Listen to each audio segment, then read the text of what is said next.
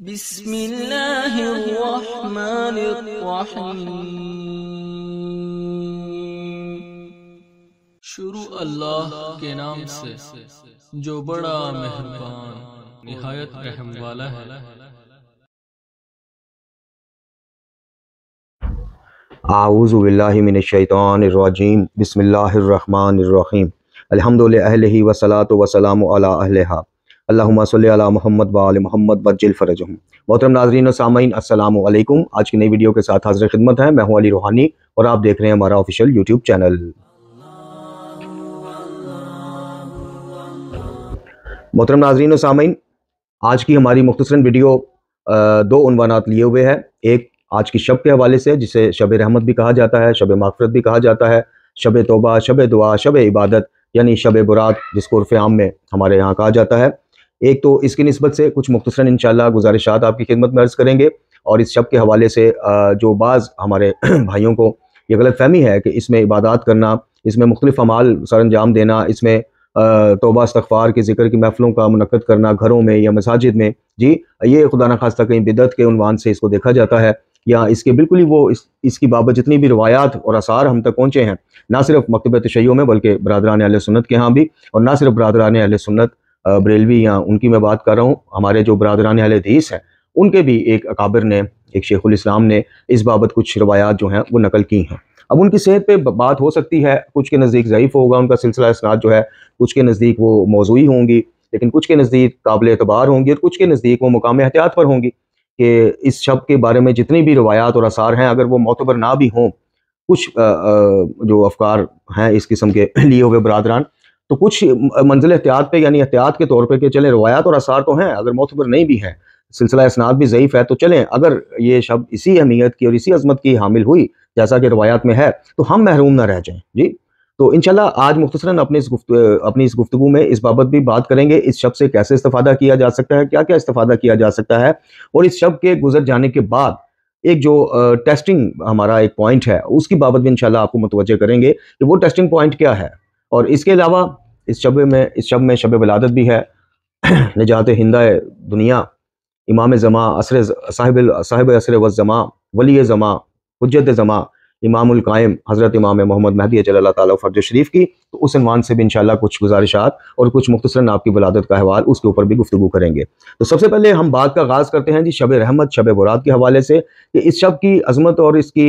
اس میں جو اللہ تعالیٰ کی طرف سے خاص ایک پیکج ہے گناہ گاروں کے لیے اور تمام انسانوں کے لیے، بخشش کا پیکج، رحمت کا پیکج، جی، اور دعاؤں کی قبولیت کا پیکج، استغفار قبول کرنے کا پیکج، اس حوالے سے بہت زیادہ روایات اور آثار جو ہیں، نہ صرف مکتبہ جعفریہ میں، مکتبہ تشیع میں، بلکہ برادران کے ہاں بھی بہت زیادہ روایات اس ضمن پائی جاتی ہیں۔ اور ہمارے ہاں اتنی روایات صحابہ کرام سے نقل ہو کے اس کی بابت نہیں آئی، یا تابعین کی اسے نہیں آئی، جتنی برادران کے ہاں آئی ہیں۔ اب مختصراً ویڈیو میں انشاءاللہ ہم کسی اور ویڈیو میں، اس ویڈیو میں تو ساری اس کی ذکر ہم حوالہ جات کر نہیں کر سکتے، لیکن انشاءاللہ کسی اور ویڈیو میں اگر اس بابت کچھ سوالات ہوئے یا درکار ہوئے کچھ بھائیوں کو حوالہ جات، تو وہ ضرور پیش کریں گے۔ اور اسی طرح جیسے میں نے کہا کہ ہمارے جو غیر مقلدین بھائی ہیں، جن کو اہل حدیث برادران کہا جاتا ہے، ان کے ایک بہت بڑے اکابر، شیخ الاسلام کا ٹائٹل ان کو دیا جاتا ہے ان کی طرف سے، ابن تیمیہ، انہوں نے بھی اپنی 1 سے 2 کتب میں اس شب کے حوالے کچھ روایات کا ذکر کیا ہے اور اس کو قابل اعتماد بھی سمجھا ہے۔ جی تو اس شب میں ایک خاص جو پیکج ہے، اس پیکج سے کس طرح سے استفادہ کیا جائے، اس شب کو کس عنوان سے لیا جائے۔ ہمارے ہاں بدقسمتی سے کچھ عرصہ سے اس شب کو بھی جشن کے عنوان سے جو ہے وہ زیادہ اب سیلیبریٹ کرنے کی طرف وہ ہو رہا ہے معاملہ، اور اس شب کے مخصوص اعمال جو ہیں وہ سوشل میڈیا پہ شیئر ہو جاتے ہیں۔ آج کل سوشل میڈیا کا دور ہے جس میں کچھ نوافل ہیں، کچھ خاص قرآنی صورتوں کا وہ حوالہ ہے، کچھ ذکر متعین کر کے بتائے گئے ہیں کہ اس کو اتنا پڑھیں، کچھ زیارات کے حوالے سے بتایا جاتا ہے کہ اس شب میں یہ زیارت پڑھیں، وہ کریں۔ یہ ساری چیزیں اپنی جگہ ٹھیک ہیں، ہم نے جو گفتگو کرنی ہے، دیکھیں ہمارا ایک ہی مطمع نظر ہے کہ ولادت کے ایام ہوں، شہادت کے کوئی بھی اسلامی تہوار ہو، عیدین ہوں، ولادت محمد اور آل محمد علیہ السلام کے ایام ہوں، شہادتیں ہوں ائمہ طہار کی، یا اس طرح کی خصوصی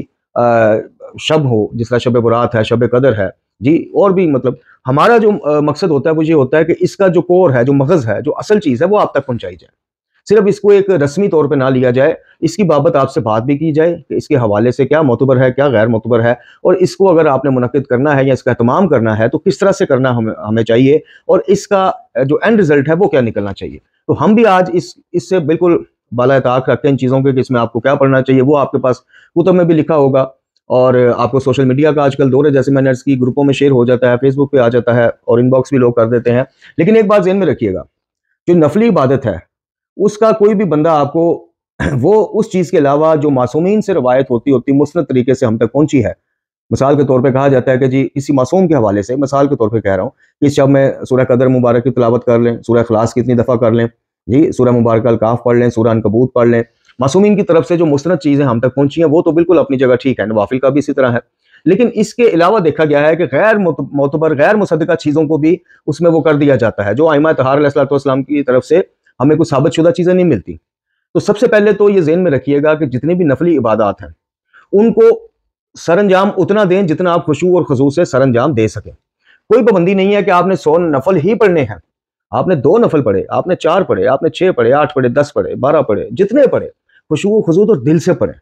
خشوع و خضوع شامل ہو، اس میں احساس شامل ہو، احساس ندامت شامل ہو، اس میں رب کی کبریائی کا وہ عنصر شامل ہو۔ اللہ رحمان الرحیم نے جو خاص اہتمام کیا ان مخصوص راتوں میں، جیسے شب برات ہے، اور اس سے آگے رمضان میں ماشاءاللہ شب قدر جن کا ذکر قرآن میں ملتا ہے، یہ راتوں سے ہمیں نوازا، ان کا ایک احساس ہمارے اندر شامل ہو اس شب میں، چاہے ہم عبادات کی ضمن میں تسبیحات کریں، ذکر و اذکار کی، استغفار کی، درود و سلام کا وہ اہتمام کر کے سرکار محمد اور آل محمد علیہ السلام کی خدمت میں اللہ تعالیٰ سے دعا کریں کہ اس درود و سلام کو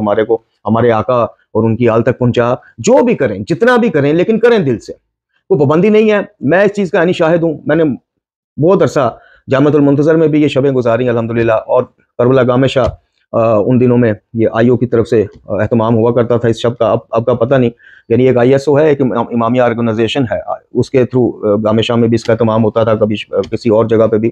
تو میں نے یہ دیکھا کہ لوگ بعض دفعہ صرف اس چیز کو پڑھ کے نہیں، جی وہاں پہ 100 نوافل لکھا تھا اور ہر نفل میں سورہ مبارکہ توحید، میں نے عرض کی کہ محمد اور آل محمد علیہ السلام سے جو ثابت شدہ چیز مل جائے وہ تو اس پہ تو چونچرا نہیں ہونی چاہیے۔ اگر انہوں نے کہا 10 دفعہ پڑھیں، 7 دفعہ پڑھیں، کم از کم 3 بار پڑھیں، بالکل ٹھیک ہے، چونکہ وہ ثابت ہے،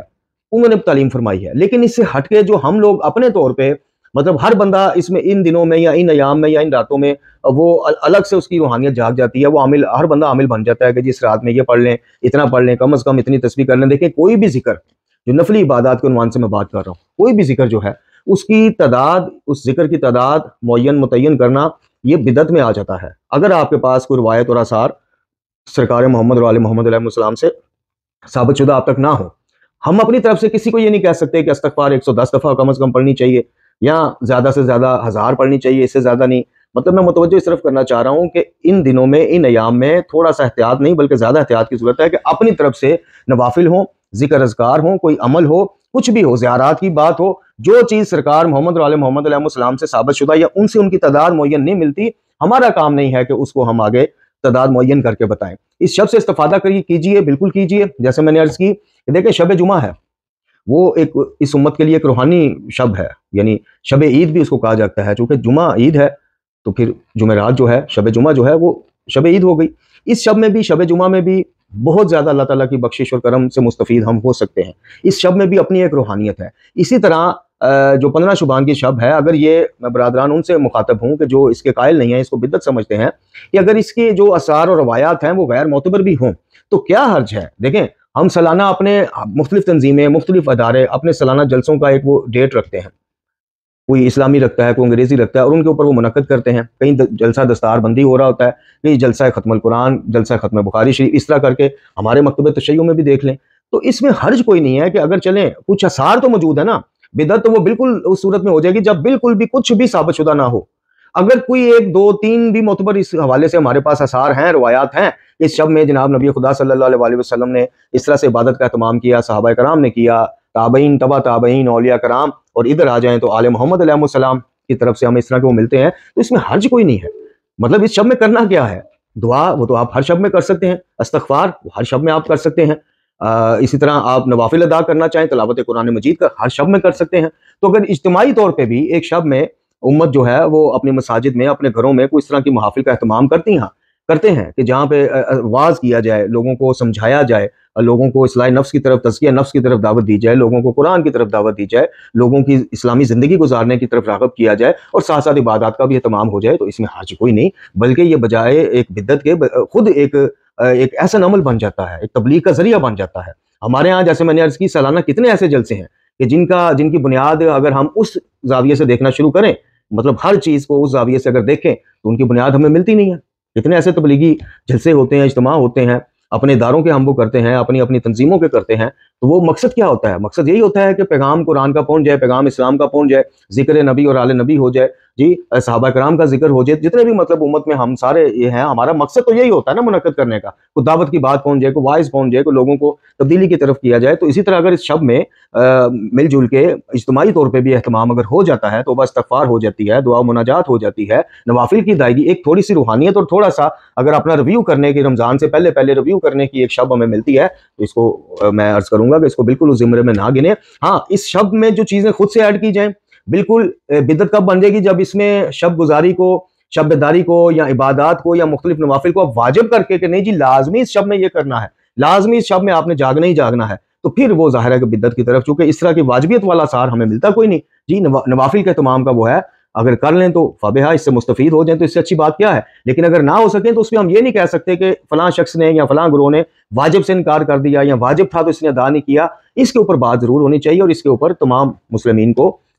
سمجھانا چاہیے کہ جناب جو اس کے قائل ہیں وہ بھی اس کو بالکل واجبیت کی اس میں نہ لے جائیں، جتنے کا سار، جتنی بات ہم تک پہنچی ہے بس اسی کے مطابق اللہ کا شکر ادا کریں کہ ماہ رمضان المبارک کی روحانیت سے استفادہ کرنے سے پہلے ایک چھوٹا سا ایک رات کا ٹریننگ سیشن ہمیں ملا اپنے آپ کو متوجہ کرنے کے لیے، تو اس سے ضرور استفادہ کرنا چاہیے۔ اب استفادہ کیسے کرنا چاہیے، اب بات کرتے ہیں اس ضمن میں۔ دیکھیے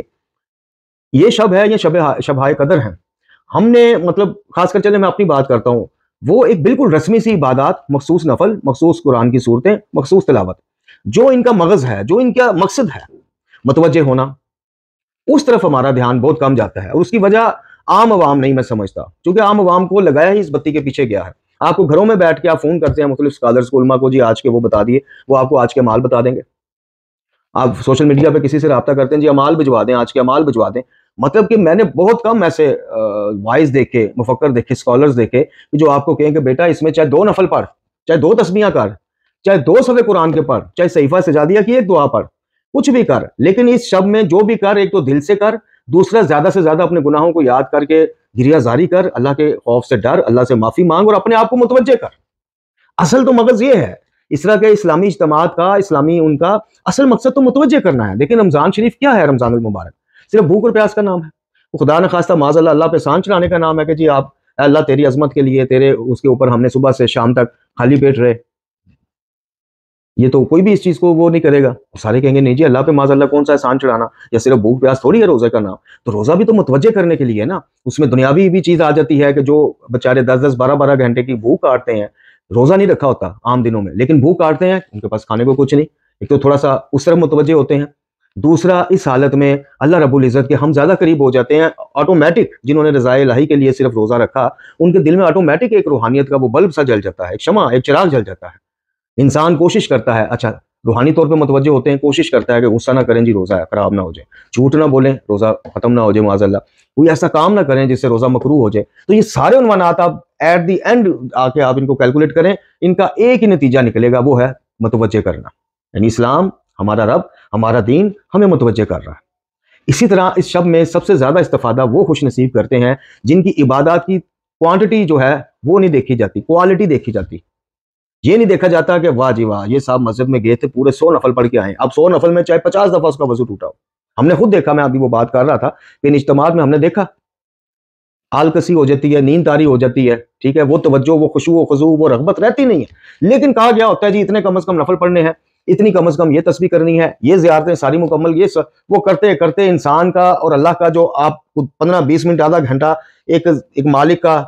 ایک آقا کا، ایک غلام کا، ایک معبود اور عبد کا، جو ایک یہ تھوڑا سا مخصوص ٹائم ہونا چاہیے جس میں راز و نیاز ہو، انسان اپنے گناہ کا اقرار کرے اور اللہ رب العزت سے معافی مانگے، اپنی حاجات طلب کرے، دین اور دنیا کی سلامتیاں مانگے، وہ چیز کہیں پھر سکپ ہو جاتی ہے۔ تو استفادہ کرنے کا جو بہترین طریقہ ہے وہ یہ ہے کہ آپ جتنی بھی پڑھائی کر لیں، جتنے بھی نوافل پڑھ لیں، ایک تو دیکھیں اس شب میں ہو یا عام روٹین میں ہو، جب بھی قرآن پڑھیں ترجمہ لازمی پڑھیں، سمجھیں تو صحیح، پڑھیں تو صحیح، کہا کیا جا رہا ہے، پیغام کیا مل رہا ہے۔ दूसरा, नवाफिल जितने भी पढ़ें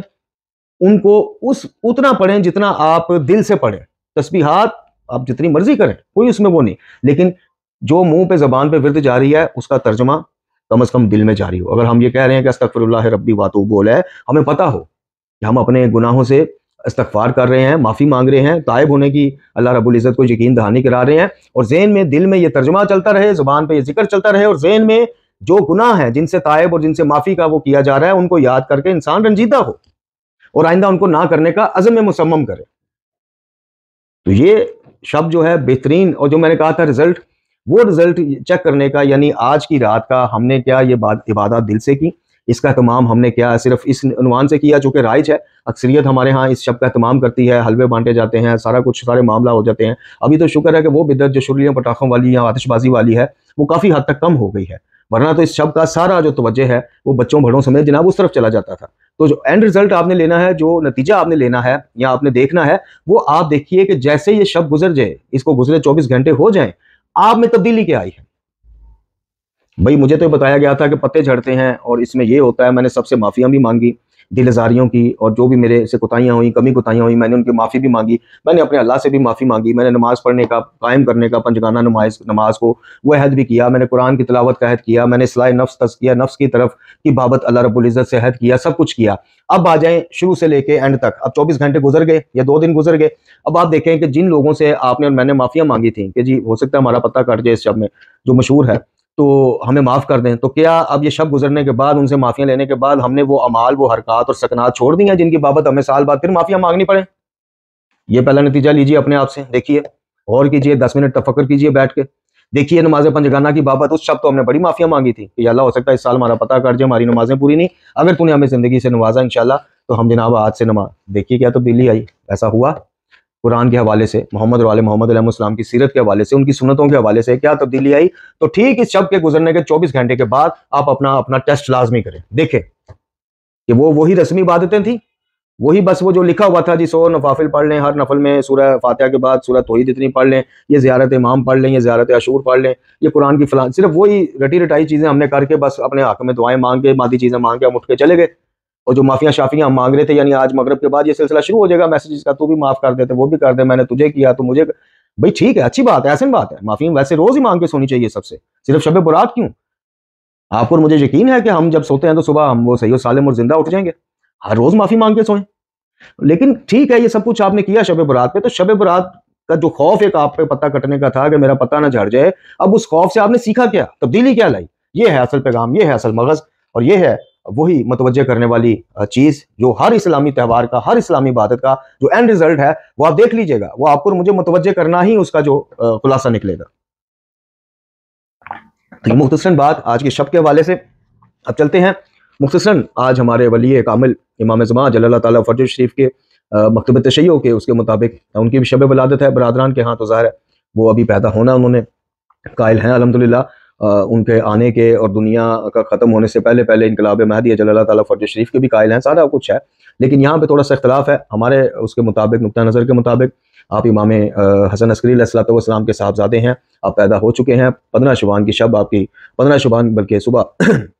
फजर के करीब और कुछ रवायात के मुताबिक तहज्जुद के फौरी बाद आपकी विलादत मुबारक हुई थी। तो उस हवाले से सबसे पहले तो हम तमाम आलम इस्लाम को, अरवाह अंबिया और आइमा ताहरीन अलैहिस्सलाम की अरवाह को हम हदिया तबरीक पेश करते हैं और अल्लाह ताला से दुआ करते हैं कि अपने इस वली के ज़हूर में तजील फरमाए, ताकि दुनिया से जो वादा किया गया, जो हम रसूल और आले रसूल से इस बाबत रवायात सुनते आए हैं कि दुनिया से जुल्म जोर का खात्मा हो जाएगा, शेर और बकरी एक घाट से पानी पिएंगे, शर ख़त्म कर दिया जाएगा, ज़मीन अपने ख़जाने उगल देगी, इल्म जो है वो जितने हिस्से अभी हमसे गायब हैं वो इल्म पूरे का पूरा आ जाएगा, और बिल्कुल एक इस्लामी हुकूमत, एक कुरानी हुकूमत का नज़ारा पूरी दुनिया देखेगी और पूरी दुनिया में एक ही मज़हब राज करेगा और वो होगा मज़हब इस्लाम। अल्लाह रब्बुल इज़्ज़त से दुआ है कि इन बातों को, इन अपनी नेमतों को कामिल फरमाए, पूरा फरमाए और ज़हूर महदी जल्लल्लाहु ताला फर्ज शरीफ में ताजील फरमाए। अब चलते हैं जी, कुछ मुख्तसरन अहवाल आपकी विलादत का पेश करते हैं आपकी खिदमत में।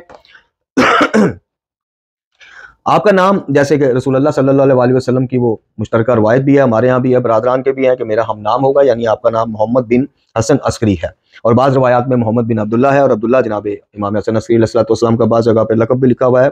जो इस उम्मत के महदी और इसकी आरज़ू और उम्मीदों का मरकज़ है, और अल्लाह इनके ज़रिए हक़ और अदालत को दोबारा ज़िंदा करेगा। आप 15 शुबान 255 हिजरी में खलीफा मोअत्तज़ अब्बासी के अहद में पैदा हुए। بیشتر روایات سے معلوم ہوتا ہے کہ آپ کے والد امام حسن عسکری علیہ الصلوۃ والسلام کی شہادت ہوئی تو آپ کی عمر 5 سال تھی۔ اللہ تعالیٰ نے اس کم سنی میں آپ کو حکمت عطا فرمائی اور آپ کو مسلمانوں کے لیے امام اور عالمین کے لیے نشانی قرار دیا، جس کی مثل ہمیں گزشتہ انبیاء میں سے جناب عیسیٰ ابن مریم علیہ الصلوۃ والسلام کے گہوارے میں نبوت عطا اور حکمت عطا ہونے سے ملتی ہے۔ بعض روایات میں ہے کہ ایک روز امام حسن عسکری علیہ الصلوۃ والسلام کی پھوپھی جان حکیمہ خاتون آپ سے ملنے آئیں۔ جب وہ جانے لگیں تو امام نے ان سے درخواست کی کہ آج رات یہیں قیام فرمائے۔ پھر ان کو بتایا کہ ان کی زوجہ بی بی نرجس کہ یہاں ولادت ہونے والی ہے، حالانکہ بی بی نرجس پر حمل کے آثار نمایاں نہیں تھے۔ راویوں کا بیان ہے کہ امام حسن عسکری علیہ الصلوۃ والسلام اور ان کی پھوپھی حکیمہ خاتون کے مابین طویل گفتگو بھی ہوئی، پھر وہ رات بھر کے لیے آپ کی زوجہ کے پاس رک گئے۔ چنانچہ نیمہ شبان کو صبح صادق سے کچھ دیر قبل جب بی بی نرجس سوتے سے جاگیں تو ان پر وضع حمل کی کیفیت طاری تھی اور امام حسن عسکری علیہ الصلوۃ والسلام کی پھوپھی حکیمہ خاتون کے ذریعے یہ ولادت اپنی تکمیل کو پہنچی۔ اس کے بعد امام حسن عسکری علیہ الصلوۃ والسلام نے ابو عمر عثمان بن سعید کو حکم دیا کہ وہ چند گوسفند لے کر آپ کی طرف سے اس فرزند کا عقیقہ کر دیں، مزید یہ کہ ایک بڑی مقدار میں گوشت اور روٹی لے کر غریبوں کو کھلایا جائے۔ چنانچہ عثمان بن سعید نے امام کے ان احکامات کی تعمیل اسی طرح کی جس طرح آپ چاہتے تھے۔ امام زمان جل اللہ تعالیٰ فرج شریف کی والدہ گرامی ایک رومی خاتون تھیں جن کو سوسن، نرجس، ریحانہ اور سکیلہ کہا جاتا تھا اور غالباً امام حسن عسکری علیہ الصلوۃ والسلام کے گھرانے میں نرجس کے نام سے یاد کیا جاتا تھا۔ نیز خود امام بھی اکثر و بیشتر ان کو اسی نام سے پکارتے تھے۔ ایک روایت میں ہے کہ امام علی نقی علیہ الصلوۃ والسلام نے اپنا ایک خاص آدمی بغداد میں اس جگہ بھیجا جہاں غنیمت کا مال آیا کرتا تھا۔ چنانچہ اس نے بی بی نرجس کو وہاں سے خریدا اور ان کو امام علی نقی علیہ الصلوۃ والسلام کے پاس لے آیا۔ تب آپ نے ان کی تزویج اپنے بیٹے جناب حسن عسکری سے فرما دی۔ ایک اور روایت میں بیان کیا گیا ہے کہ امام علی نقی کی حقیقی بہن جناب حکیمہ خاتون نے ان کی تزویج اپنے بھتیجے حسن عسکری سے کرائی تھی۔ یعنی دو مختلف روایت ہیں، ایک میں امام خود اپنے صاحبزادے کی تزویج ان سے کروا کے گئے اور ایک کے مطابق جناب حکیمہ خاتون جو امام علی نقی علیہ الصلوۃ والسلام کی سکی ہمشیرہ تھیں انہوں نے اپنے بھتیجے کی ان سے وہ کروائی۔ بی بی نرجس کے متعلق جو روایات وارد ہوئی ہیں وہ بتاتی ہیں کہ وہ روم کے شاہی خاندان سے تھیں اور ان کی والدہ شمعون الصفا کی اولاد میں سے تھی۔ ان کے دادا کیسر روم نے ان کی تزویج اپنے بیٹے کے بھائی سے کرنے کا ارادہ کیا اور پھر اسی مقصد سے اس نے بہت سارے مہمان بھی بلا لیے، لیکن تزویج کی رسم شروع ہونے سے پہلے ہی سلیب گر پڑی، ستون ٹوٹ گئے اور پورا تخت گاہ نیچے آ رہا۔ اس بات کو ان کے دادا کیسر روم اور ان کے مذہبی پیشواؤں نے ایک بدشگونی خیال کیا جو تزویج کی رسوم ادا کرنے کے لیے وہاں آئے ہوئے تھے۔ اسی گھبراہٹ میں انہوں نے کوئی رسم ادا کیے بغیر ہی وہ اجتماع ختم کر دیا۔ اور بعض روایات کے مطابق یہ بھی کہا گیا ہے کہ بی بی نرجس نے خواب دیکھا تھا کہ ان کے دادا کے یہاں ایک اجتماع عام ہو رہا ہے جس میں جناب عیسیٰ ابن مریم علیہ الصلوۃ والسلام اور ان کے حواری شمعون بھی موجود ہیں۔ نیز پیغمبر اکرم صلی اللہ علیہ وآلہ وسلم بھی اپنے جانشین بیٹوں کے ساتھ وہاں تشریف فرما ہے۔ یہ خواب بیان ہوا ہے بی بی نرجس کا جن میں امام حسن عسکری علیہ السلام بھی موجود ہیں۔ اس وقت رسول اکرم صلی اللہ علیہ وآلہ وسلم نے اپنے فرزند حسن عسکری کے لیے جناب عیسیٰ سے بی بی نرجس کا رشتہ طلب کیا جن کو انہوں نے منظور کیا اور دونوں کی تزویج ہو گئی۔ بہرحال یہ طویل حدیث ہے، طویل روایت ہے جو ایک خواب کے ضمن میں ہے۔ ابھی ہم مختصراً گفتگو کرتے ہیں کہ مختلف مذاہب عالم میں جناب امام زمان کا جو تصور ہے وہ کس طرح سے ہے۔ اچھا جی، محدثوں، ادیبوں اور شاعروں نے مہدی کا لفظ ہر اس فرد کے لیے استعمال کیا ہے جو ہدایت اور اصلاح کا فرض ادا کرتا ہو، یعنی جو ہدایت یافتہ ہو اور ہدایت کو پہنچاتا ہو، حق اور نیکی اور صراط مستقیم کی طرف دعوت دیتا ہو۔ اسی طرح رسول اکرم صلی اللہ علیہ وآلہ وسلم نے بھی اس لفظ کو انہی معنوں میں استعمال فرمایا ہے۔ چنانچہ رسول اکرم صلی اللہ علیہ وآلہ وسلم نے بعض مواقع پر مسلمانوں سے خطاب کرتے ہوئے فرمایا، اگرچہ تم ایسا نہیں کرو گے تاہم اگر تم علی کو اپنا حاکم قرار دو گے تو تم ان کو ایسا ہادی اور مہدی پاؤ گے جو تم کو صراط مستقیم سے ہٹنے نہیں دے گا اور اسی پر گامزن رکھے گا۔ اسی طرح امام جعفر صادق علیہ الصلوۃ والسلام نے بھی 12 ائمہ کی شان میں یہی لفظ استعمال فرمایا، جیسا کہ ابو بصیر سے روایت ہے کہ آپ نے فرمایا ہم 12 مہدی ہوں گے جن میں سے 6 تو ہو چکے، 6 ابھی باقی ہیں اور اس چھٹے کے ذریعے اللہ تعالیٰ اپنی مشیت کو، اپنے وعدے کو پورا فرما دے گا۔ مزید یہ کہ امام جعفر صادق علیہ الصلوۃ والسلام کے علاوہ دیگر ائمہ اہل بیت نے بھی اس امر کو اسی طرح بیان فرمایا۔ اچھا جی، اس کے علاوہ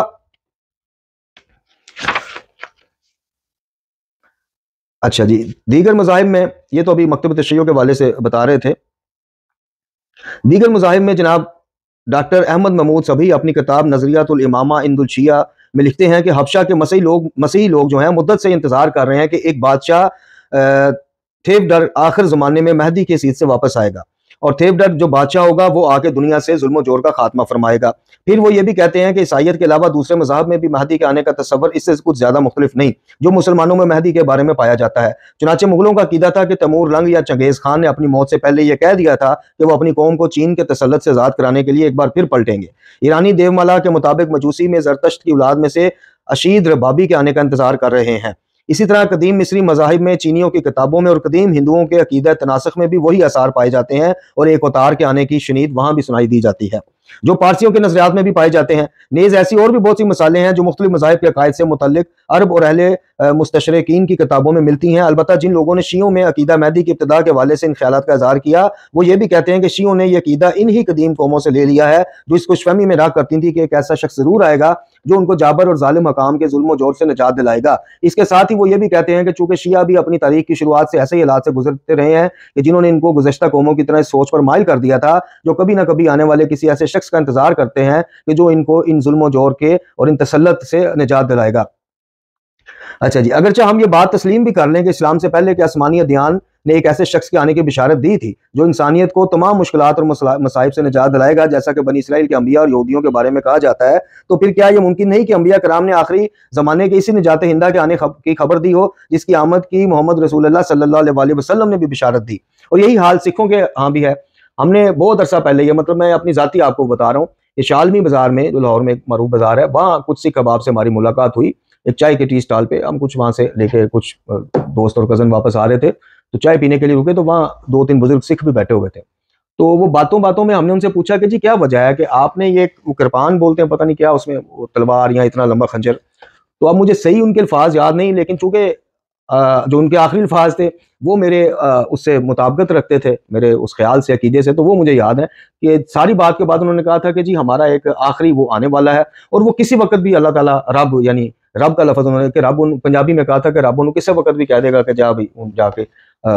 دنیا تو ظلم ختم کر، اور وہ ساڈے جو آنا ہے تے اسی ہر وقت تیار پھرنے ہیں۔ پنجابی میں انہوں نے بتایا تھا کہ اسی ہر وقت تیار پھرنے ہیں کہ وہ کدی بھی اچانک اعلان ہو جانا کہ جی وہ آ گئے تے ساڈے کول ساڈا اسلحہ یا وہ ان دی مدد واسطے۔ مطلب کہ سکھوں میں بھی یہ کانسیپٹ ہے کسی ایک آنے والے کا، جس طرح آپ نے دیکھا مختلف مذاہب میں ہے تو سکھ برادری میں بھی ہے، اور ہمارے ہاں بھی جیسے یہ قبلہ نے لکھا، ہاشم معروف حسنی صاحب نے اللہ مقامہ انہیں، کہ جب دیگر انبیاء بنی اسرائیل بھی اس بابت بتاتے رہے کہ زمانے کے اختتام سے پہلے ایک نجات ہندہ آئے گا جو ساری محنتوں کو، سارے انبیاء اور رسل کی محنتوں کو جو ہے نا وہ اللہ تعالیٰ ان کے ذریعے بام عروج تک پہنچا دے گا، کہ وہ پھر دنیا کا وہ آخری فیز ہوگا کہ جس میں الہی حکومت ہی پوری دنیا میں ہوگی، کسی بھی جگہ کفر کی حکومت یا اس طرح کا ظلم و جور کا نشان نہیں ہوگا۔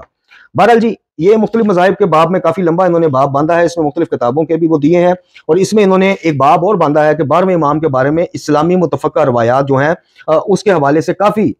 مسند احمد بن حنبل سے انہوں نے لی ہے، ڈاکٹر احمد صبئی کی کتاب نظریہ الامامہ سے لی ہے، سنن ابو داؤد سے لی ہے کہ خواہ زمانے میں ختم ہونے میں ایک دن باقی رہ جائے لیکن اللہ تعالیٰ ایک شخص کو ظاہر کرے گا جو میرا ہم نام ہوگا، اور وہ اللہ تعالیٰ اس کے ذریعے میرے دین کو تمام ادیان پر غالب کر دے گا۔ یہ ساری روایات انہوں نے اس باب میں نقل کی ہیں۔ تو امام زمان جل اللہ تعالیٰ فرج شریف کے حوالے سے جو دو نظریے ہیں، پیدا ہونا یا ظاہر ہونا، دیکھیں میں جب انجینئر مرزا صاحب اس بابت گفتگو تھوڑی تنزیہ کرتے تھے، ان دنوں میں نے بھی کافی کلپس ریکارڈ کروائے تھے، جاننے والے جانتے ہیں، تو میں ان میں یہی بات کہتا تھا کہ جناب وہ پیدا ہوں یا ظاہر ہوں، چلیں مثال کے طور پہ ہم اس چیز کو مان لیتے ہیں کہ انہوں نے پیدا ہونا ہے، اور ایک سیکنڈ کے لیے آپ بھی مان لیں کہ انہوں نے پیدا نہیں ہونا، وہ ظہور کرنا ہے، مطلب آمد پہ تو متفق ہے نا، اور باقی ساری روایات پہ تو متفق ہے نا کہ قرب قیامت، یعنی قیامت آ نہیں سکتی۔ نبی اکرم صلی اللہ علیہ وسلم فرما رہے ہیں کہ ایک دن بھی رہ جائے گا تو میرے ہم نام، میری اولاد میں سے، فاطمہ سلام اللہ علیہ کی اولاد میں سے ضرور آئے گا کہ جو دنیا کو عدل و انصاف سے بھر دے گا۔ تو اس پہ تو ہم سب متفق ہیں نا۔ باقی ایک طبقہ ہے جو منکرین حدیث کا، وہ ان کی تو بات علیحدہ ہے، وہ جس میں جوید غامدی صاحب اور ان جیسے وہ کلا بازیاں کھاتے پھرتے ہیں، ان کی تو بات علیحدہ ہے، وہ تو سرے سے منکر ہیں۔ لیکن جو اکثریت مسلمانوں کا جو اجماع ہے اس بات پہ کہ مہدی نے آنا ہے، اجل اللہ تعالیٰ فرج شریف نے، پیدا ہونا ہے یا ظاہر ہونا، جو بھی ہے، تو بات یہ ہے کہ اس اسلامی حکومت کو دیکھنے کی، اس عادلانہ دور حکومت کو دیکھنے کی تو خواہش سب کی ہے، لیکن بات جو نتیجہ دیے بات ختم ہوتی ہے وہ یہاں پر ہوتی ہے کہ خواہش تو سب کی ہے، اس کی صحیح اور کوشش کس کس کی ہے، اس کی تگ و دو میں کون کون لگا ہے۔ کیا میں اپنے گھر میں وہ نظام اسلامی کہ جو اگر کسی وقت بھی ظہور ہو جائے یا بقول ہمارے بھائیوں کے پیدا ہو جائیں، تو کیا میں ان کا حق میزبانی ادا کر سکوں گا؟ میرے گھر کا ماحول، میری کمائی، میری تربیت، یہ ساری چیزیں اس قابل ہیں کہ میں اس مہدوی دور کا حصہ بن سکوں؟ کیا میری ذات اس قابل ہے؟ کیا امام زمان جل اللہ تعالیٰ فرج شریف کے حوالے سے پوسٹروں میں اتنا لکھوا دینا کہ زیر سایہ سرکار قائم آل محمد، زیر نظر سرکار قائم آل محمد، یا جو مختلف تصویریں پوسٹریں ان کے اندر 12ویں امام کے طور پہ ان کا نام لگ جانا، یہ کافی ہے؟ کیا یہ جو کہا جاتا ہے کہ قبر میں یہ بھی سوال پوچھا جائے گا من اماموں کا، تو کیا وہاں پہ مولا کائنات کا نام لیا جائے گا، جناب حسن مجتبیٰ کا لیا جائے گا، یا پھر جو روایات مکتب تشیع کے مطابق جو اپنے، بلکہ اہل سنت کی بھی یہ روایت ہے کہ جو اپنے وقت کے امام کی معرفت کے بغیر مرا، جہالیت کی موت مرا، تو کیا میرے پاس ان کی معرفت اتنی ہے؟ کیا میں نے کچھ سے کوشش کرنے کی، مطلب خود سے سیکھنے کی، پڑھنے کی، سمجھنے کی کوشش کی ہے کہ اس غیبت کبریٰ کا فلسفہ کیا ہو سکتا ہے یا کیا ہے؟ یا کیا وجہ ہے کہ اللہ تعالیٰ نے اس غیبت کو اتنا طولانی کر دینا ہے؟ بعض روایات کے مطابق کہ اہل ایمان جو ان پہ ایمان بھی رکھتے ہیں وہ بھی ادھر ادھر ہو جائیں گے، وہ بھی ان کا بھی وہ متزلزل ہو جائیں گے، ان کا یقین ہل جائے گا کہ نہیں یار آنا ہوتا تو اب تک آ جاتے۔ تو اس چیز کو مومنین کا وہ صاف کرنے کے لیے، مومنین کے قلب اور دماغ میں شک نہ آنے دینے کے لیے میری جستجو کیا ہے، میری صحیح اور کوشش کیا ہے؟ یا وہی بات کہ میں نے صرف اللہم صلی علی محمد وآل محمد وعجل فرجہم زیر سایہ جناب قائم آل محمد زیر نگرانی جناب، اس سے آگے بھی کوئی بات کی ہے، کوئی معرفت بتانے کی کوشش کی ہو، سمجھانے کی کوشش کی ہو، چاہے ایک بندے کو پیغام دیا ہو؟ یا میں نے امام زمان کے حوالے سے یہ روایت اپنے متعلقین کو کس کس کو بتائی ہے؟ یہ روایت میں یہ بھی ملتا ہے کہ جو جوان ہو لیکن احکام دین سے نا واقف ہو اس کو سزا دی جائے گی، شرعی حد جاری کی جائے گی۔ کس کس کو پتہ ہے؟ کس کس کو میں نے یہ بتایا ہے کہ امام زمان جل اللہ تعالیٰ فرج شریف کی ظہور کے بعد یا بقول ہمارے برادران ان کی ولادت کے بعد جب یہ سارا نظام ہوگا تو اس نظام کی جو مخالفت ہوگی وہ اندر سے، ہمارے اندر سے پہلے اٹھے گی، کیونکہ دین ناب پیش کیا جائے گا، خالص دین پیش کیا جائے گا،